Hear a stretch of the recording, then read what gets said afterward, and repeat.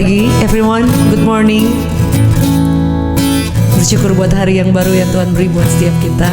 Mari siapkan hati kita untuk kita bersyukur, menyembah.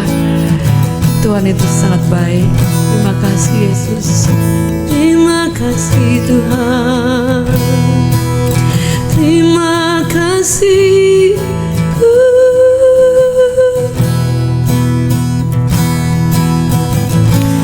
Terima kasih Yesus.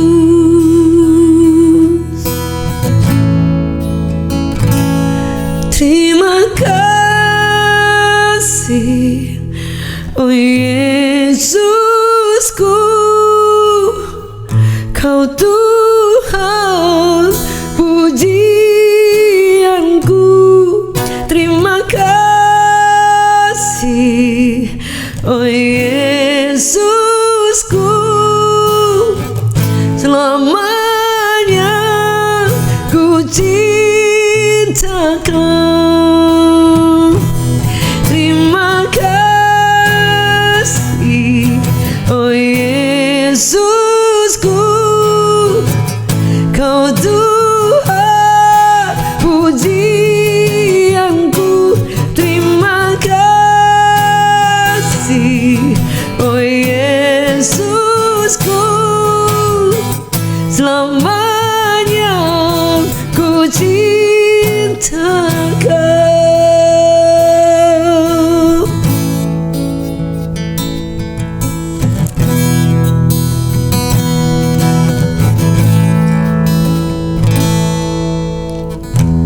Darah-Mu selamatkanku, cinta-Mu pulihkanku, besar kasih setia-Mu kepadaku.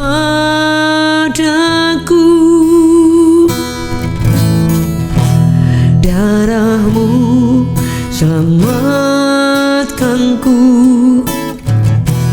cinta-Mu pulihkanku, besar kasih setia-Mu kepadaku. Terima kasih, oh Yesusku,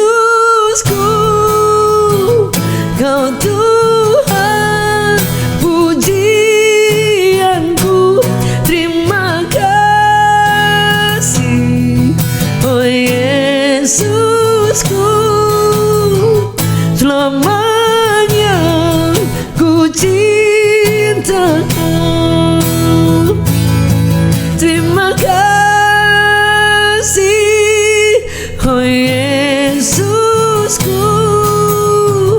Kau Tuhan pujianku. Terima kasih, oh Yesusku, selamanya ku cinta Kau. Terima kasih, oh Yesusku, Kau Tuhan pujianku.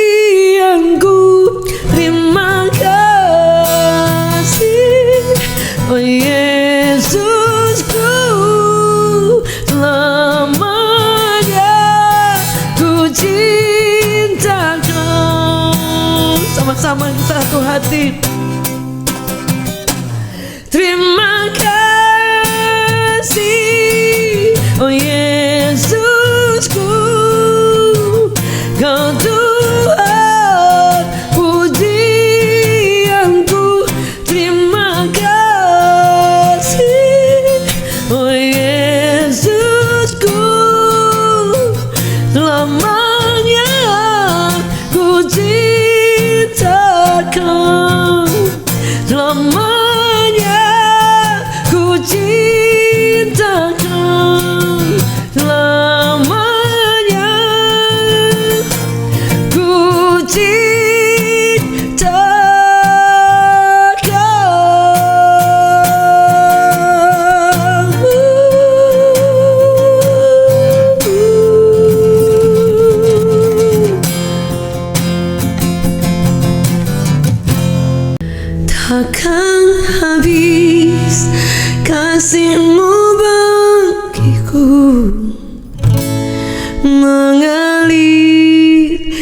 di sepanjang hidupku, tak berubah setiamu padaku.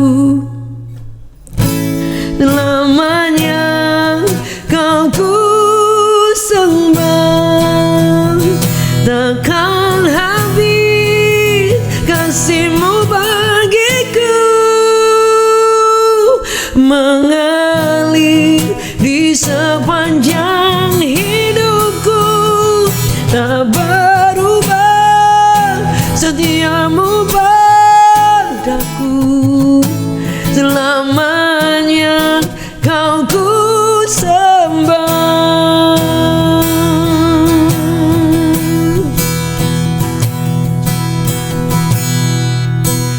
Ku sembah Kau, ya Allahku. Ku tinggikan nama-Mu selalu, tiada lutut tak bertalu, menyembah Yesus Tuhan Rajaku.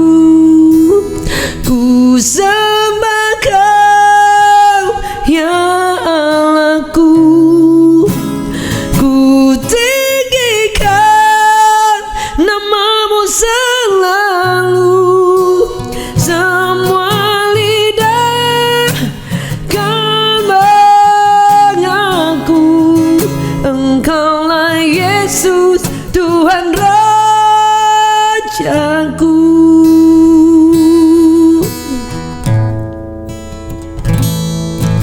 Hari ini kami tahu dan kami akui Engkau menjadi segalanya dalam hidup kami, Tuhan.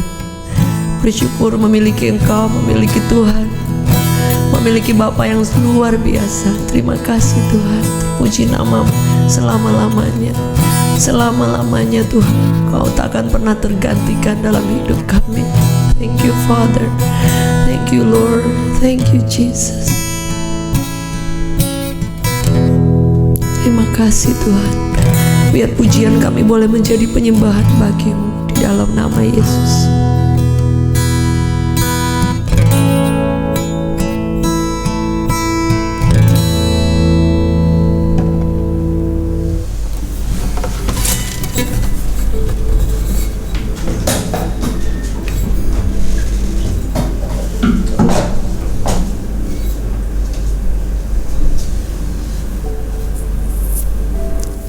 Baik Bapak Ibu Saudara yang dikasihi oleh Tuhan, hari ini saya ingin bagikan firman Tuhan tentang doa yang dijawab Tuhan.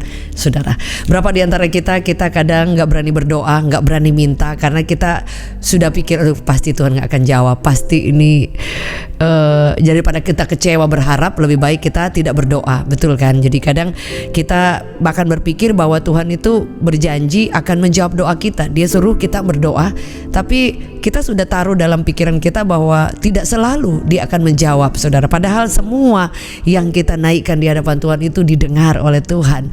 Dia menjawab, hanya kan jawabannya itu ada waktunya, ada pertimbangan-pertimbangan yang sesuai dengan rencana dan kehendaknya. Dan itu yang kadangkala kita perlu mempelajari seni, di mana ketika Tuhan mengabulkan doa kita, Dia tidak selalu memberi yang kita minta, tapi Dia memberi yang kita butuhkan. Dia tidak selalu menjawab doa kita dengan iya pada saat itu juga, tapi kadang Dia menunggu waktu tertentu hanya untuk membuat kita dimenangkan hati kita atau diubahkan hati kita.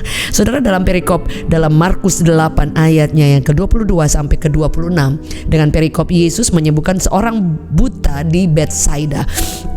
Kemudian tibalah Yesus dan murid-muridnya di Betsaida. Di situ ada orang membawa kepada Yesus seorang buta, dan mereka memohon kepadanya supaya ia menjamah dia. Yesus memegang orang buta itu dan membawa dia keluar kampung. Lalu ia meludahi mata orang itu dan meletakkan tangannya atasnya dan berkata, "Sudahkah kau lihat sesuatu?" Saudara, saya dari awal ketika di ayat 22 dikatakan ketika tibalah Yesus di dan murid-muridnya di Betsaida. Di situ orang langsung membawa kepada Yesus seorang buta dan memohon supaya Yesus menyembuhkan orang ini. Tapi apa yang terjadi, saudara? Dia minta supaya Tuhan menjamah dia, menyembuhkan dia, saudara. Dan mungkin mereka ingin menyaksikan dengan mata kepala sendiri bagaimana Tuhan buat mujizat, bagaimana Tuhan menyatakan kuasanya langsung pada saat itu juga. Tapi ternyata Tuhan berbuat lain. Firman Allah berkata, Yesus memegang tangan orang buta itu dan membawa dia keluar kampung.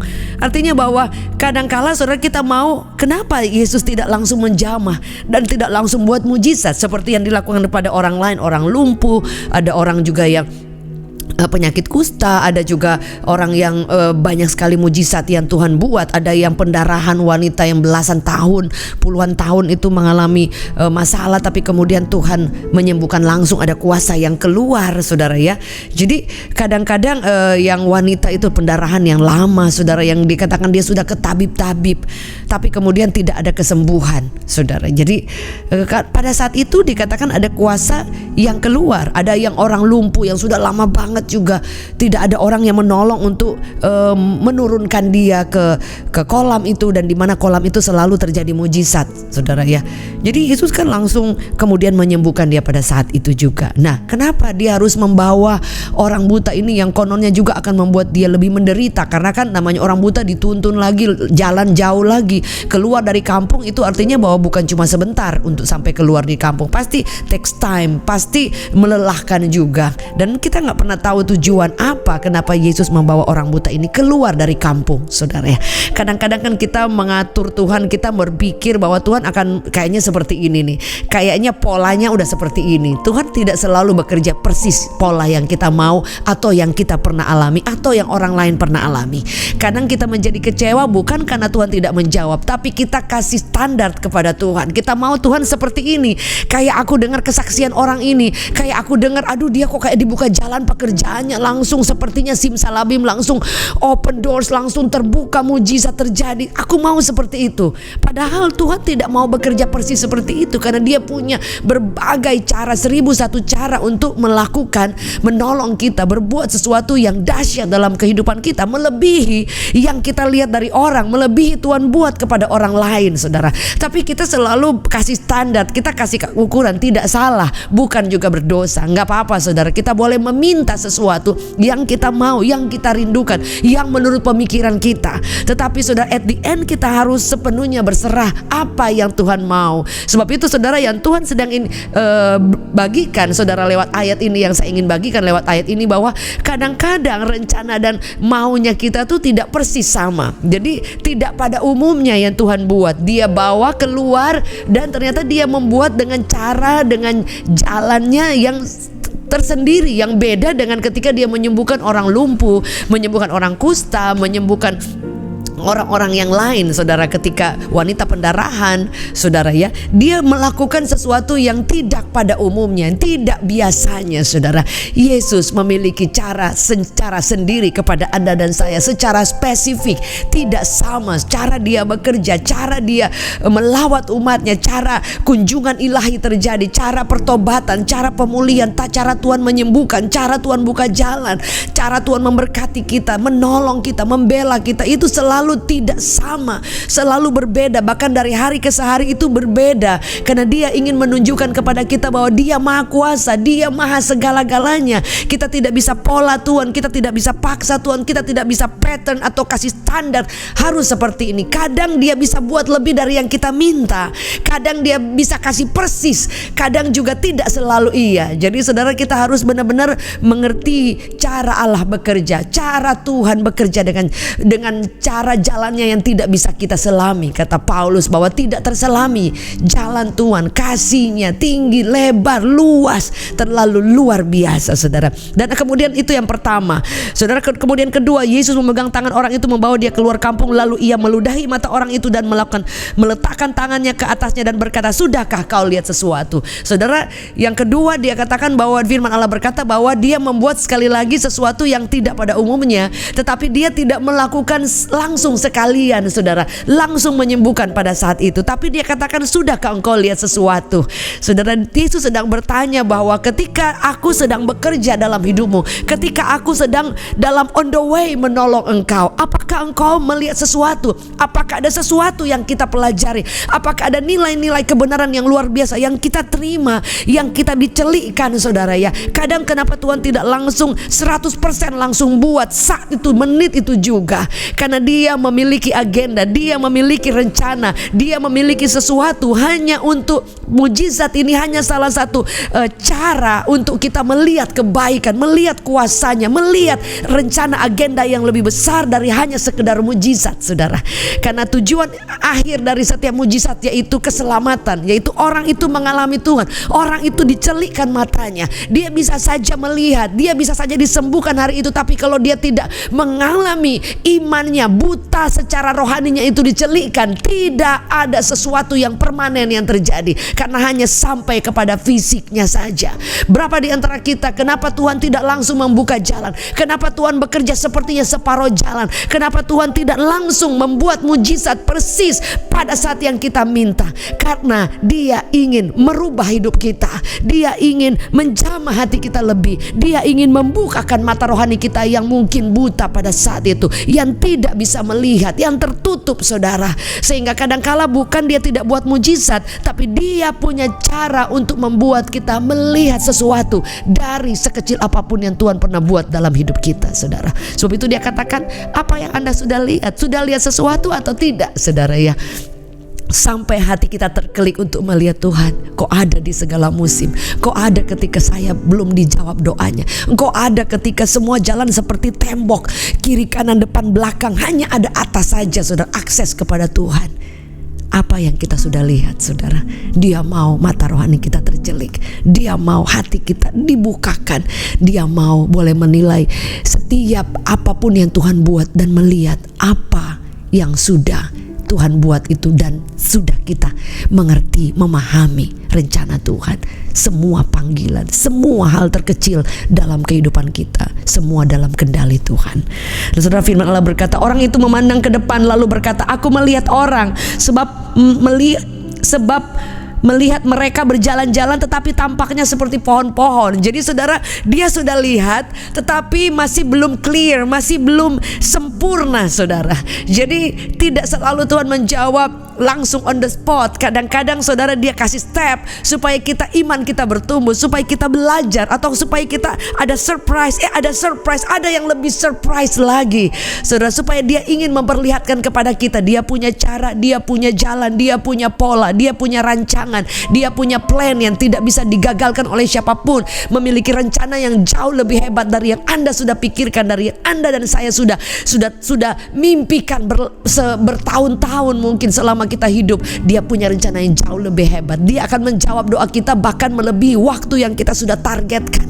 Bahkan saudara bisa lebih cepat, tapi bisa juga lebih lambat, tetapi itu on time. Di mata Tuhan itu tepat waktu saudara. Nah, firman Allah berkata seperti ini saudara. Dia katakan bahwa ada orang tetapi tidak jelas saudara. Perjalanan iman kita day by day akan membawa kita tambah hari, tambah mengenal dia lebih dan lebih lagi, melebihi agama yang Anda dan saya ikut, melebihi apa yang orang bilang saudara. Sebab itu Ayub berkata bahwa dulu aku hanya mengenal engkau dari kata orang saja, tetapi hari ini, kali ini aku memandang engkau muka dengan muka. Aku memandang engkau dengan mataku sendiri saudara. Berapa lama di antara kita, berapa banyak di antara kita kadang kita capek mendengar kesaksian orang, capek mendengar orang ditolong Tuhan. Kapan kita dia punya waktu. Kalau mungkin hari ini seperti belum jelas, belum clear, gak apa-apa, tunggu waktu Tuhan. Engkau akan terkagum melihat Yesus tepat pada waktunya, always on time. Boleh tulis di live chat, Tuhan selalu on time, tepat waktu saudara. Dan kemudian ayat selanjutnya, Yesus kemudian meletakkan tangannya lagi kepada, Yesus meletakkan lagi tangannya pada mata orang itu, maka orang itu sungguh-sungguh melihat dan telah sembuh, sehingga ia dapat melihat segala sesuatu dengan apa? Dengan jelas saudara. Sesudah itu Yesus menyuruh dia pulang ke rumahnya dan berkata, janganlah masuk ke kampung. Saudara, firman Allah berkata bahwa tadinya kenapa sih Tuhan tidak langsung aja bikin dia jelas, clear? Itu sangat mudah. Dia punya kuasa. Tetapi Tuhan punya agenda, punya waktu, punya cara, punya reason, punya alasan, saudara. Dan itu yang kita harus memahami. Cara Tuhan bekerja tidak sama. Dia bekerja kepada orang lain. Dia bekerja 5 hari lalu. Dia bekerja tahun lalu. Dan hari ini mungkin berbeda. Tapi tujuannya itu dahsyat dan luar biasa. Bahkan tidak pada umumnya. Ada yang orang ketika Yesus menyembuhkan mereka, dia berkata, pergi jadilah seperti imanmu. Pergi perlihatkan kepada imam-imam, saudara. Tapi ternyata ada orang-orang yang dia katakan, mau jangan masuk kampung situ lagi, saudara ya. Artinya bahwa Tuhan tahu bahwa orang ini mungkin dia perlu prepare banyak hal. Dia perlu ada waktu-waktu tersendiri untuk memulihkan, untuk benar-benar dikuatkan, untuk benar-benar supaya dia sudah dimampukan kembali. Bukan hanya secara fisik dia sembuh, tapi rohaninya juga sembuh, imannya juga sudah kuat, sehingga ketika dia kembali ke kampungnya, dia tidak terpengaruh lagi dengan kehidupan di sana, tapi dia bisa mempengaruhi, menggarami, dan dia sudah kuat, saudara. Jujur kadang-kadang ada orang yang dia baru pertama terima Yesus dan kemudian terlalu cepat dia naik, saudara. Kadang-kadang itu tidak punya fondasi yang kuat, sehingga kadang-kadang begitu di atas dia nggak kuat iman, dan mungkin malah bisa imannya berhenti di tengah jalan, ataupun bisa menjadi kabur perjalanan imannya. Sudah nggak tahu ini mau ngapain ya, saking terlalu nggak siap lah, saudara ya. Tapi kenapa Tuhan selalu punya step, supaya pada suatu waktu kita akan melihat lebih jelas lagi, lebih jelas lagi, lebih jelas lagi. Kita melihat muka dengan muka, Tuhan Engkau luar biasa. Sebab itu saudara, pertumbuhan iman itu penting sekali, karena Tuhan tidak mau kita hanya sampai di kabur aja. Tuhan mau kita benar-benar clear, jelas melihat. Dan firman Allah berkata, orang ini disembuhkan, bisa melihat dengan jelas, saudara. Artinya kehidupan kita selalu ada berprogres, saudara ya. Dalam kehidupan kita, kita yang lebih tahu kita sejauh mana nih. Apakah 2 tahun setelah corona ini kita tambah drop, tambah rohani, tambah nggak sungguh-sungguh, atau tambah on fire, kan saudara? Itu semua pilihan nih, saudara ya. Kalau udah lewat corona, udah sesusah ini, seproses ini, selama ini, banyak ketidaknyamanan dan banyak hal-hal yang tidak biasa kita lewati, dan kemudian membuat kerohanian kita justru semakin tidak sungguh-sungguh, ataupun tidak seperti dulu, bahkan harusnya lebih dahsyat lagi kan seharusnya. Nah, itu yang menjadi evaluasi kita sendiri, saudara. Apa yang menyebabkan semuanya itu? Karena tujuan Tuhan bukan hanya kita kabur, tapi penglihatan kita akan semakin dibuat lebih clear lagi, lebih jelas lagi. Kita belum pulih, nggak apa-apa, maju lagi, karena Dia pasti menjawab doa. Dia tidak menjawab hanya sampai kabur melihat orang nggak jelas seperti pohon-pohon, tapi jawaban doa itu akan tepat pada waktunya saat kita sungguh-sungguh mempercayai bahwa Dia menjawab doa. Dia berbuat sesuatu yang tidak pada umumnya, karena Dia mau mematahkan setiap pola kita, standar kita. Lebih dari itu Dia akan berikan kepada kita. Alkitab berkata seperti ini, apa yang tidak pernah kita pikirkan, apa yang tidak pernah timbul dalam hati, itu yang kita akan menerimanya, saudara. Sebab itu apa yang harus kita lakukan, saudara? Serahkan seluruh hidup kita kepada Tuhan. Dia punya waktu yang tepat, Dia punya pola yang terbaik, Dia punya rancangan yang terbaik melebihi apa yang kita pikirkan. Dan sehingga ketika kita diizinkan hal-hal yang tidak pada umumnya, musim yang asing yang tidak pernah kita pikirkan, saudara, mungkin Tuhan punya rencana supaya kita bukan hanya mengikut Tuhan, melihatnya dengan kabur, lihat dari kata orang, hidup seperti apa yang kata orang, tapi kita melihat secara pribadi, bukan hanya dengar kesaksian orang, tapi kita experience, kita mengalami perjalanan iman kita. Dan sungguh-sungguh Anda dan saya, seperti Ayub katakan, dulu hanya dari orang, hari ini aku melihat Engkau muka dengan muka. Aku memandang Engkau, memandang kemuliaan-Mu. Hari ini Bapak Ibu Saudara, yang kita perlu lakukan, tunggu waktu Tuhan, lihat cara Tuhan bekerja. Jangan buru-buru menilai Tuhan, curiga dengan Tuhan, karena Dia belum selesai bekerja. Dia ingin membuat kita bertumbuh, Dia ingin membuat kita mengenal Dia lebih clear lagi, lebih jelas. Dan Dia ingin menyembuhkan setiap kita, memulihkan hati kita, menjelikan mata yang buta secara rohani, membuat hati kita boleh melihat Tuhan dengan luar biasa. Saudara, hanya orang yang mengalami perjumpaan ilahi dengan Tuhan yang akan menjadi pribadi yang kuat. Kalau kita hanya mengikut Tuhan karena kita Kristen, karena kita tahu, karena kita dengar dari orang, Anda dan saya tidak punya cukup fondasi yang kuat. Anda harus mengalami. Contohnya ketika engkau disembuhkan, kau mengalami. Ketika engkau diampuni, kau mengalami. Ketika engkau dikecewakan, engkau mengalami Tuhan menghibur. Ketika engkau mengalami jalan tertutup, engkau melihat Tuhan dengan tangannya terulur. Menit terakhir Tuhan membuka jalan. Semua karena kita mengalaminya. Itu yang akan membuat kita boleh melihat Tuhan punya cara, Tuhan punya waktu, Tuhan punya otoritas untuk bekerja. Tidak persis seperti yang kita minta, bahkan lebih dari itu. Saudara, Bapak Ibu Saudara, percaya firman Tuhan pasti digenapi dalam kehidupan kita.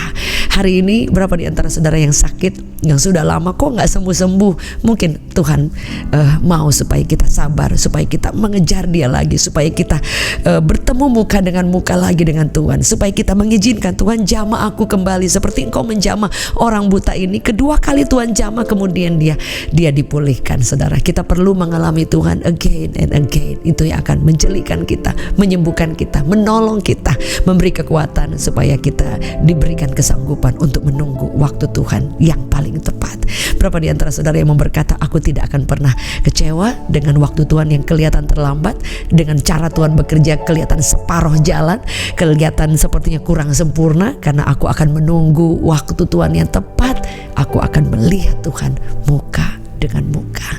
Jika itu doa saudara, taruh tangan kita di dada. Bapa, kami minta ampun kadang-kala kami suka kasih standar kepada Tuhan. Ketika Tuhan tidak jawab itu kami kecewa. Kami kasih pola, harus seperti ini Tuhan. Ketika Tuhan tidak jawab seperti itu kami kecewa. Hamba berdoa buat seluruh kami termasuk hamba-Mu. Ajar kami sabar, menunggu waktu.